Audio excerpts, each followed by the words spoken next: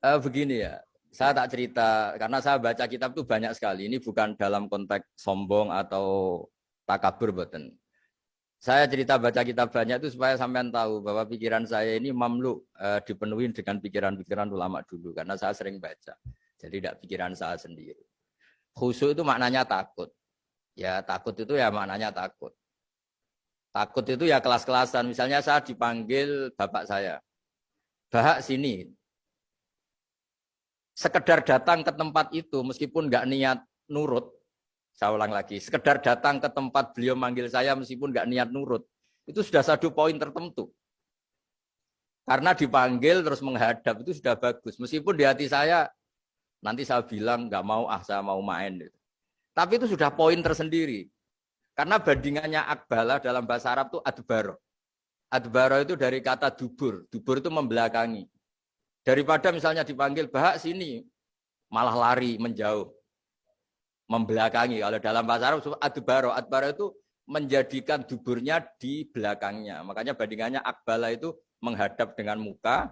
Kalau adbaro orang di belakangi pakai duburnya. Makanya dalam bahasa Arab disebut adbaro. Nah, sehingga terburuk dari seorang hamba itu adbaro, dipanggil ndak moro, dipanggil ndak menuju yang dipanggil, malah menjauh. Nah menjauh ini dalam bahasa Arab itu kadang dibahasakan tawalla. Tawalla itu mengu itu menghindari. Atau adbaro, membelakang. Jadi kalau Anda sholat kok masih sering salah, dan saya yakin semua orang juga gitu kalau nggak nabi, nggak wali itu ada ya kesalahan-kesalahan yang tidak fatal-fatal banget karena ada kebaikan yang Anda lakukan, yaitu ketika Anda dipanggil, Anda istijabah, Anda mengiyakan dengan menghadap. Ya, itu sudah bagus. Nah setelah menghadap ternyata disuruh apa itu tidak nurut. Disuruh apa nggak nurut itu satu kesalahan yang tidak mengganggu poin pertama tadi Anda menghadap. Sehingga banyak cerita di hadis-hadis ada sahabat yang zaman itu tidak soleh-soleh banget.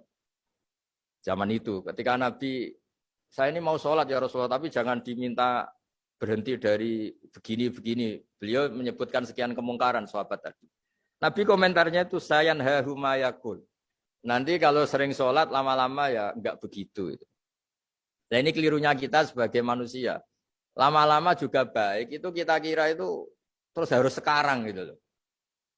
Nah itu keliru, harus sekarang itu keliru. Bisa saja kita ini setiap sholat pasti sudah ditulis Allah, nanti itu mati baik. Delala nanti habis asar sebelum kita maksiat sudah mati, habis sisa sebelum kita maksiat lagi sudah mati. Jadi barokahnya sholat itu ada waktu yang potensi ya. Potensi sholat itu akhir kenangan kita. Sholat itu identitas kita. Sholat itu status kita.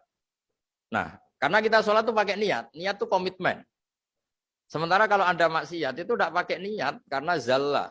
Zalla itu ya ada niat maksiat, tahu-tahu mungkin di bis ketemu orang cantik, terus agak jelalatan. Tapi kan tidak niat. Tapi kalau sampai sholat kan datang ke masjid, bayangkan diimami ini, nanti kamu takbir, nanti kamu baca ini, baca ini. Jadi benar-benar komitmen. Itu status kita.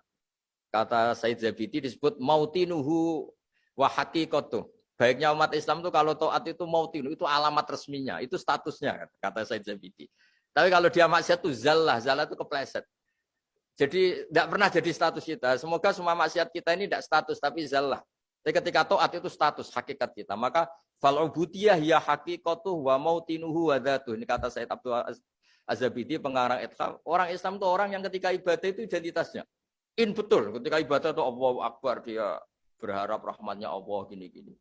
Nah ketika salah, dia zallah. Dia ngantor ya ada niat korupsi, dia ingin membenahi negara ini. Dia nyai juga agak ingin macam-macam. Ya tapi karena manusia terus ada zallah-zallah. Nah semoga semua kesalahan kita ini zallah. Zallah itu ya cara Jawa kepleset, tidak mental. Dan semua kebaikan kita ini mental. Yaitu kebaikan yang jadi tempat kita, identitas kita. Haqiqatu wa mautinuhu wa dhatu. Tapi jangan pernah berpikir kalau apa artinya sholat kalau kita masih melakukan kemungkaran. Itu salah besar.